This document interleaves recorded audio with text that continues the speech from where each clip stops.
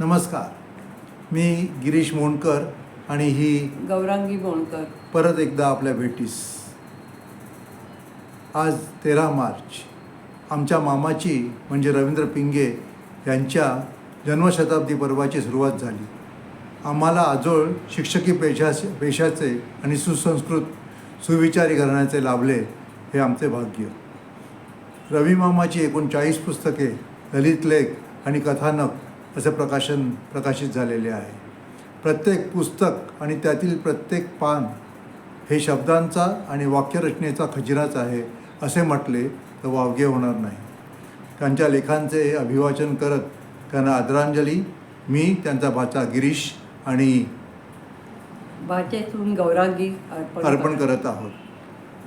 त्यांच्या लेखांचे वाचन करून व्यक्त होणे हे ज्यांना जमेल त्यांनी ते शक्य करावे ही विनंतीही पिंगे आणि मोंडकर कुटुंबीय आपणास करत आहोत. आता त्यांच्या आनंदाची फुलं या पुस्तकातील लक्षावधी पक्ष्यांचे मुंबई मार्गे स्थलांतर या लेखाचे आम्ही दोघे अभिवाचन करत आहोत. Over to Gaurangi. लक्षावधी पक्ष्यांचे मुंबई मार्गे स्थलांतर. येता जाता पक्षी अथवा अवघा आनंदच बहाल करतात. फक्त आपलं भान जागं हवं आणि नजर थोडी झाडापाडात गुंतलेली असल्यास बरी.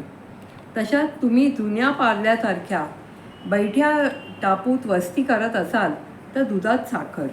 कारण पाखरांना आसरा देणारी खुरटी झाडी तिथे मुबलक. शिवाय असाल तिथून भव्य आकाशाचा दरीफटका फटफडताना दिसतो. परवा गच्चीत गेलो. अवघे ऐलपैल टिपूर चांदण्याने भारून टाकलेले दिसले. वस्त्रगाळ चंद्रकिरणात बुडालेले आसमंत गोठल्यासारखे स्तब्ध होते. तेवढ्यात 4-5 बगळ्यांची एक टोळी पंख फडफडवीत सूर मारीत निघून गेली. बगळ्यांचं चांदण्यातला आनंद पर्यटन मी प्रथमच पाहत होतो. त्या क्षणदर्शनाचा ऐवज मी जपून ठेवला.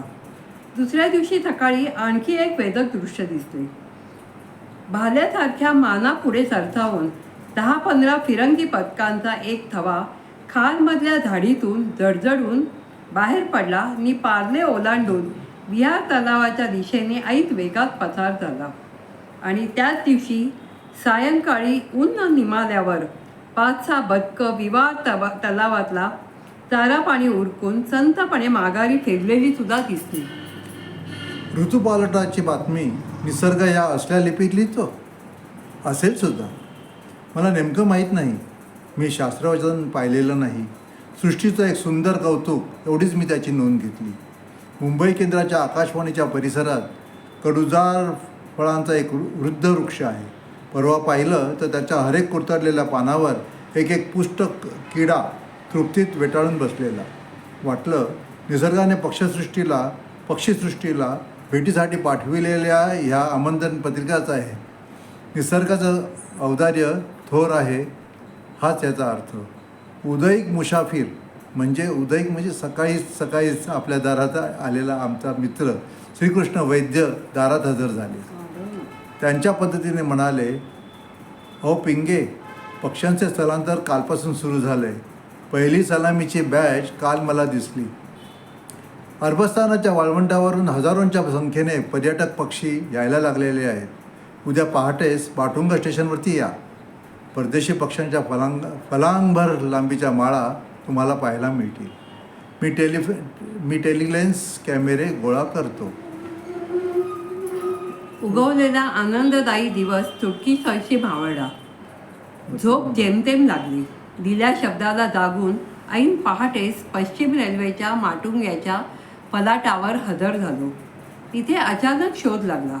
माटुंगा स्थानकातल्या फलाटाच्या दक्षिण टोकावरून दिसतो तेवढा आभाळाचा ऐसपैस फळा अन्यत्र कुठूनही दिसत नाही. तिथून पूर्वेला काहीच आडवं येत नाही. फक्त चोनचेंदरी किरणांचा गुलाल तेवढा उधळत असतो. आता ह्यापुढे पिंगे त्या पूर्वेच्या पहाटेच्या आकाशाचं जे वर्णन करतायत ना, ते किती सुंदर केलं ते परत ऐका. ते ऐका. पाठ समयी पूर्व क्षितिजावर रत्नजडित वैभव लखलखत होतं. चंद्र राज्य करीत होता. त्याच्यापासून आदबशीर अंतर ठेवून जरा खालच्या पायरीवर गुरु चमचमत होता. गुरुच्या खालच्या पायरीवर उणे 180 डिग्रीच्या कमाल थंड वातावरणात शदी गरगरत होता. त्याखाली चित्रा तारका लुकलुकत होती. खूप खाली शुक्राचा नंदादीप तेवत होता आणि भगव्या क्षितीच्या कडाजवळ डोकावताना दिसला. दर्शन दुर्लभ बुध. त्याचं मंद तेज रूप डोळ्यात साठवता तरल रंगाची मिश्रणं सुरू झाली. तेव्हा वासुदेव गायतोंडेच्या अमृत चित्रांची आठवण झाली. दादर चौपाटीच्या ठीक डोक्यावरल्या मोकळ्या आकाशात खूप उंचावरून पेन्सिलीने हलकी रेख ओढलेली दिसावी तशी पक्ष्यांची लांबच लांब माळ सरकत जवळ आली. मिनिटभरात पक्ष्यांचा तो उडता थवा थेट डोक्यावरती आला आणि माटुंगा स्थानक ओलांडून सूर्यबिंबाच्या रोखाने तुर्भेच्या टेकडीपलीकडे दिसेनसाही झाला. मागोमाग लगेच दुसरी तुकडी आली. अगदी थेट तोच मार्ग दादर चौपाटीच्या दिशेकडून उंचावरून उडत बागडत यायचं. दादर माटुंगेच्या मधून मार्ग काढायचा आणि पूर्वेकडच्या दीप्तीत दिसेनासं व्हायचं. प्रत्येक कळपात 200-250 पक्षी असावेत. अशा 15-20 लाटा एकामागोमाग एक आल्या. ती बदकं नव्हती हे निश्चित. त्यांचे पक्षीगण होते. रंग तपकिरी असावा. पूर्ण सूर्यकिरणांमुळे चकवा निर्माण झाला. झुंड यावी तशी पक्षी येत. त्यांचा मोरक्या मध्यभागी किंचित पुढे असे. मधूनच सारा कळप गांगरे माघारी फिरे.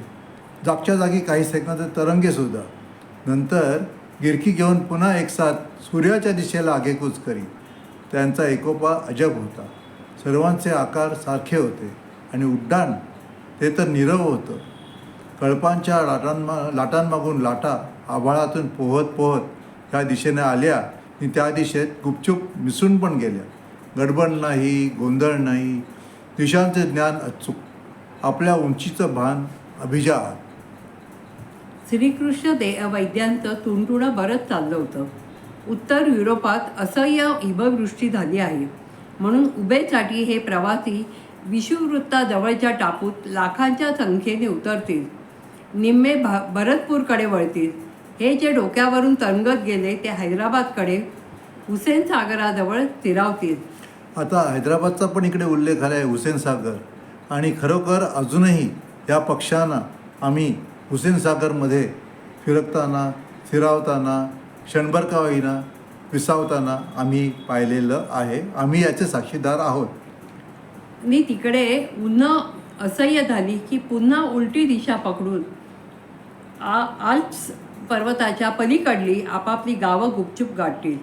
त्यांच्या मस्तकात निसर्गाचं होकायंत्र आहे नि पंखात भूखंड नि महासागर सहज ओलांडण्याचं अजब बळ. या पक्ष्यांचे 4 पृथक वंश आहेत. बदकं वेगळी, डांगा टाकीत चालणारे दिप्पाड करकोचे वेगळे, बगळे वेगळे, सीगल्स वेगळे. शिवाय ते म्हणे इकडची रोगराई तिकडे वाहून नेतात आणि तिकडची इकडे. पृथ्वीवरला निम्म अन्न हेच पक्षीगण मधल्यामध्येच मटकावून टाकतात. असू दे. लाखो वर्षांच्या पुन्हाईने गतिमान झालेलं निसर्ग चक्र आपण क्षणभरसुद्धा उलट फिरवू शकणार नाही. ह्या अफाट विश्वात आपण निसर्गाचे सहप्रवासी आहोत. तशात आपल्याला नेत्र लाभले ही सृष्टीची कृपा. धर्म जरामरणहीन असतो. पाखरांना त्यांचा तो धर्म सुखनेव पाळून देत. तिबेटी पहाडा पलीकडील ती मंडळी समुद्रमार्गे आनंद यात्रेवर निघाली आहेत. पाहता ती इथवर पोहोचली आहेत.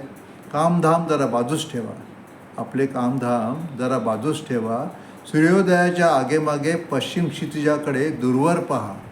त्या मित्रमालिका उडत बागडत समीप आलेल्या दिसतील. त्याचा आनंद घ्या. धन्यवाद. गिरीश मोंडकर, गौरांगी मोंडकर. धन्यवाद.